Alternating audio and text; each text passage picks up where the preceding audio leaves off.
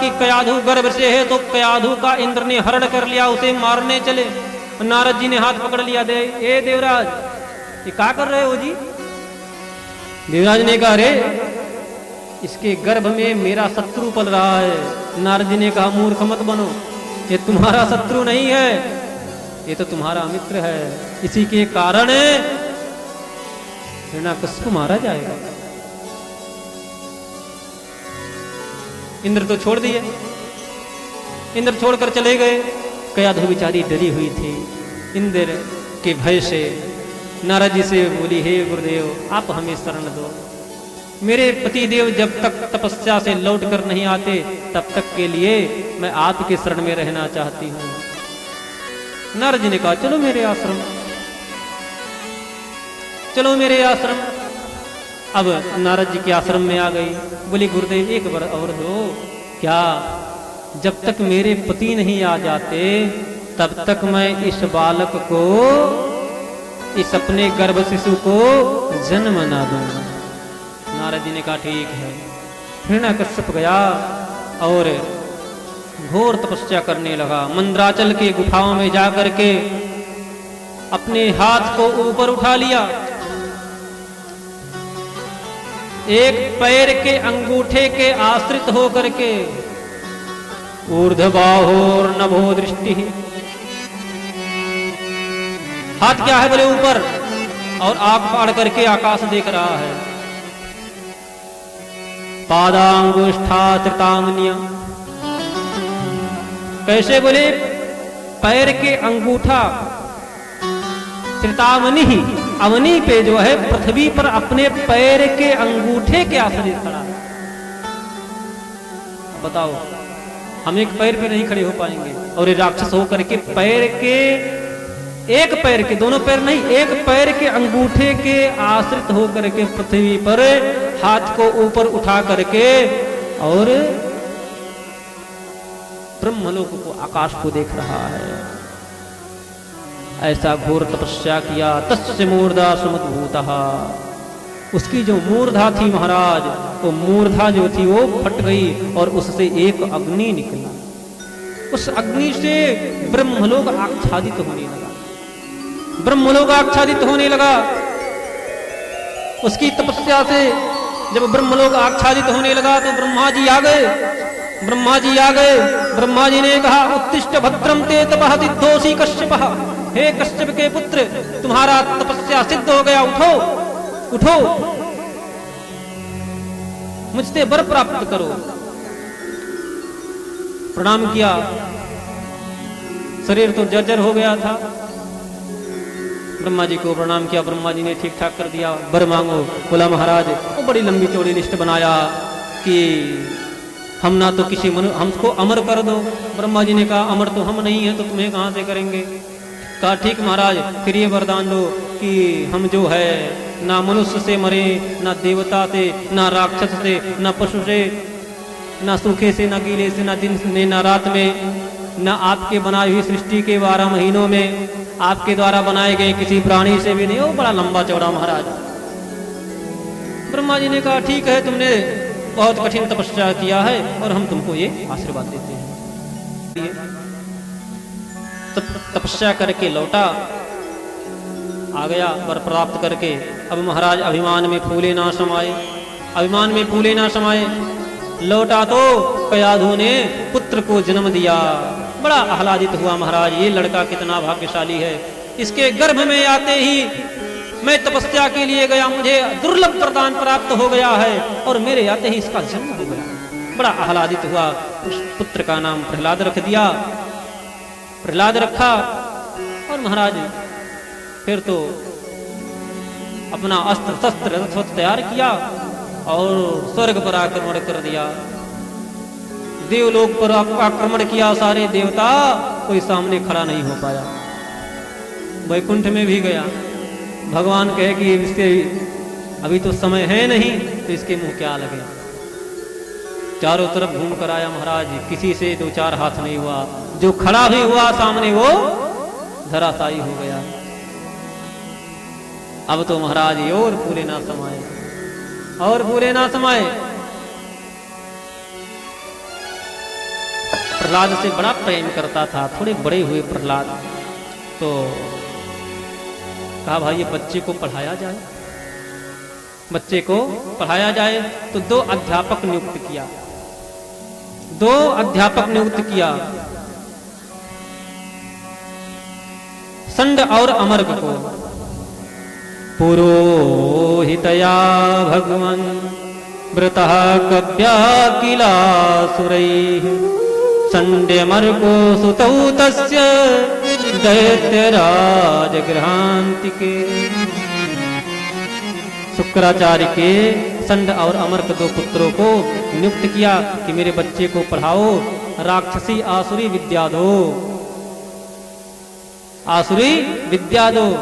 का के मतलब कृष्ण नहीं पढ़ाना है, का से कबूतर पढ़ाओ, गा से गणेश ना पढ़ाओ, गा से गमला पढ़ाओ, रा से राम मत पढ़ाओ, रा से रथ पढ़ाओ, ये सब रख दिया।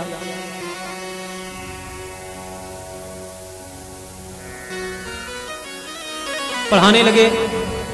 एक दिन गया और अपने पुत्र प्रहलाद को गोदी में बिठाया,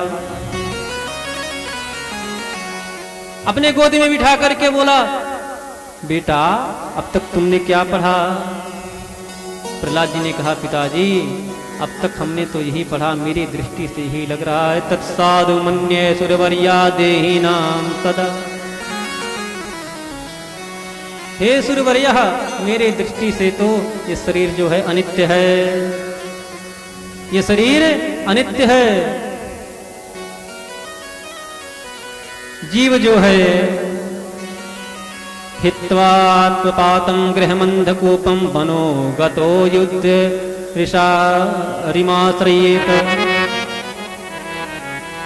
वन में जाकर के तपस्या करना चाहिए, क्योंकि जीव जो है अंधकूप में गिर रहा है।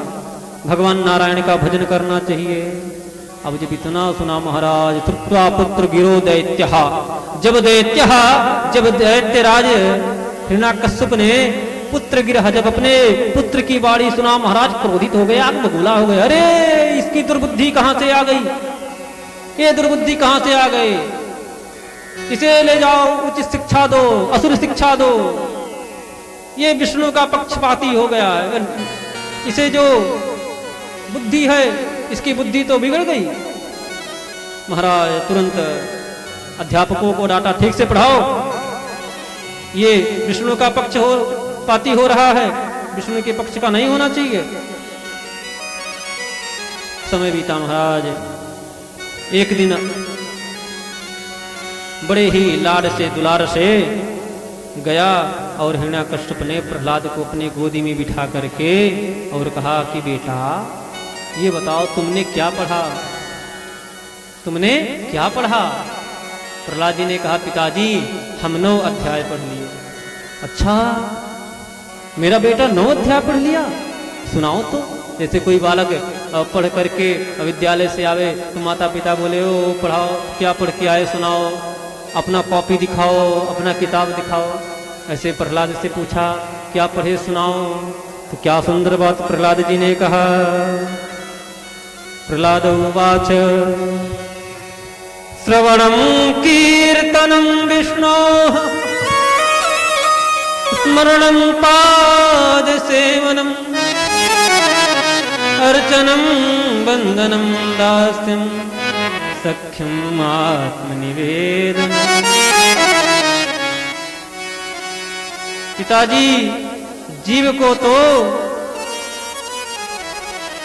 विष्णोः श्रवणम, भगवान विष्णु के कथा को सुनना चाहिए, भगवान विष्णु के कीर्तन को करना चाहिए, उनका स्मरण करना चाहिए, उनके चरण की सेवा करना चाहिए, उनका अर्चन वंदन करना चाहिए और उनसे संबंध बना लेना चाहिए, अपने आप को समर्पित कर देना चाहिए। जब इतना सुना तो अरे राम राम, ये तो दैत्य के चंदन रूपी वन में कंटक आ गया। क्या कहा? दैत्य चंदन बने जातो यम कंटक द्रुमः, कंटक द्रुमः, एक कंटक बन करके कांटा बन करके आ गया और गोदी से उठा करके जमीन पे पटक दिया। जाओ इसको ठीक ठाक से पढ़ाओ। दंडित भी बहुत कराया महाराज, अग्नि में जलवा दिया, फिर भी कुछ नहीं हुआ। पर्वत से फेंकवा दिया, हाथी के पांव के नीचे और सर्प, और विश्व महाराज सारा कर्म किया, लेकिन जिसके सहायक भगवान हो, जानकी नाथ सहाय करे तो कौन बिगाड़ करे नर तेरो। कुछ नहीं हुआ। कहा ले जाओ इसे, ठीक ठाक पढ़ाओ, ठीक ठाक पढ़ाओ। भैया पढ़ाते तो हैं लेकिन असर नहीं करता। एक दिन सारे बालक जो थे आश्रम के, उन्होंने कहा भैया प्रहलाद, ये बता तुझे डर नहीं लगता? प्रहलाद ने ये कहा, डर किस बात का? तेरे साथ ऐसी ऐसी घटनाएं हुई, तुझे हाथी की पांव के नीचे डाला गया, अग्नि में जलाने का प्रयास किया गया, समुद्र में फेंका गया, तो किसके बल पर इतना जो है निडर रहता है? प्रहलाद जी ने कहा भैया देखो, मैं तो नारायण के आश्रय हूं, और सारे जीव को नारायण के आश्रित ही रहना चाहिए, क्योंकि दुर्लभम मानुषम जन्म, मनुष्य का जीवन दुर्लभ है, बड़े कठिनाई पर मिलता है, तमाम योनियां भटकने के बाद मिलता है। इसलिए ये शरीर जो बड़े भाग्य से मिला है, इसका सदुपयोग करके और भगवान विष्णु का, विष्णु पादो समर्पणम, भगवान विष्णु के चरणों में अपने जीवन को समर्पण कर देना चाहिए, यही उचित है। उनसे बढ़ करके सारे जीवों का कोई सुहृद नहीं है। सर्वभूतानाम प्रियम, उनसे बढ़कर के कोई प्रिय नहीं है। और भैया सबसे कहा करके, सबको समझा करके चलो, सभी लोग उनके चरणों में लग जाओ। मित्रों ने कहा भैया हम तो देखे नहीं है, हम तो देखे नहीं है, तो फिर हम कैसे लग जाएं? प्रहलाद जी ने कहा कि चलो हमारे साथ कीर्तन करो, आई लो हम लोग भी भगवान के लिए थोड़ा कीर्तन कर लें, थोड़ा कीर्तन कर लें। प्रहलाद जी कहते हैं प्रभु थोड़ा इन दासों पर भी कृपा करो, थोड़ा इन दासों पर भी कृपा करो और इनको भी अपनी छठा